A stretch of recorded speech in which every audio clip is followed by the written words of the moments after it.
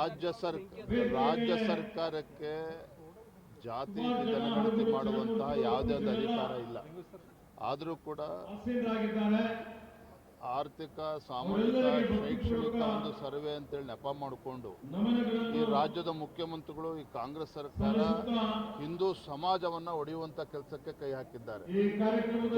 ಜಾತಿಗಳನ್ನು ಎತ್ಕಟ್ಟುವಂತ ಕೆಲಸಕ್ಕೆ ಕೈ ಹಾಕಿದ್ದಾರೆ. ಇವತ್ತು ಮುಖ್ಯಮಂತ್ರಿಗಳಾಗಿರ್ತಕ್ಕಂಥವ್ರು ರಾಜ್ಯದ ಅಭಿವೃದ್ಧಿಯ ಬಗ್ಗೆ ಚಿಂತನೆ ಮಾಡಬೇಕಾಗಿತ್ತು. ಅಭಿವೃದ್ಧಿಯ ಬಗ್ಗೆ ಚಿಂತನೆ ಮಾಡದೇನೆ ಈ ರೀತಿ ಒಂದು ಗೊಂದಲವನ್ನು ಸೃಷ್ಟಿ ಮಾಡುವಂತ ಕೆಲಸ ರಾಜ್ಯ ಸರ್ಕಾರ ಮಾಡ್ತಾ ಇರ್ತಕ್ಕಂಥದ್ದು ಖಂಡಿತ ಸರಿಯಲ್ಲ.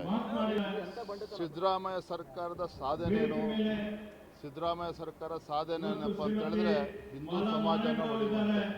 ಇವತ್ತು ಧರ್ಮಸ್ಥಳದ ವಿಚಾರದಲ್ಲಿ ಯಾವ ರೀತಿ ಗೊಂದಲವನ್ನು ಸೃಷ್ಟಿ ಮಾಡಿದ್ರು, ತಾಯಿ ಚಾಮುಂಡೇಶ್ವರಿ ಆರಾಧನೆ ವಿಚಾರದಲ್ಲೂ ಕೂಡ ಚಾಮುಂಡೇಶ್ವರಿ ಅಲ್ಲೂ ಕೂಡ ಗೊಂದಲವನ್ನು ಸೃಷ್ಟಿ ಮಾಡಿದ್ರು. ಇವತ್ತು ನಮ್ಮ ರಾಜ್ಯದಲ್ಲಿ ಗಣೇಶ ವಿಸರ್ಜನೆ ಹಬ್ಬ ವಿಜೃಂಭಣೆಯಿಂದ ಮಾಡಬೇಕು ಅಂತ ಹೇಳಿದ್ರು ಕೂಡ ಅದಕ್ಕೂ ಕಲ್ಲಾಕುವಂಥ ಕೆಲಸ ಇವತ್ತು ರಾಜ್ಯ ಸರ್ಕಾರ ಮಾಡ್ತಾ ಇರ್ತಕ್ಕಂಥದ್ದು. ಇಡೀ ದೇಶದಲ್ಲಿ ಯಾವುದೇ ರಾಜ್ಯದಲ್ಲಿ ಇಂಥ ಪರಿಸ್ಥಿತಿ ಇಲ್ಲ. ನಮ್ಮ ಕರ್ನಾಟಕದಲ್ಲಿ ಯಾಕಿಂತ ಗೊಂದಲಗಳು ನಿರ್ಮಾಣ ಆಗ್ತಾ ಇದೆ?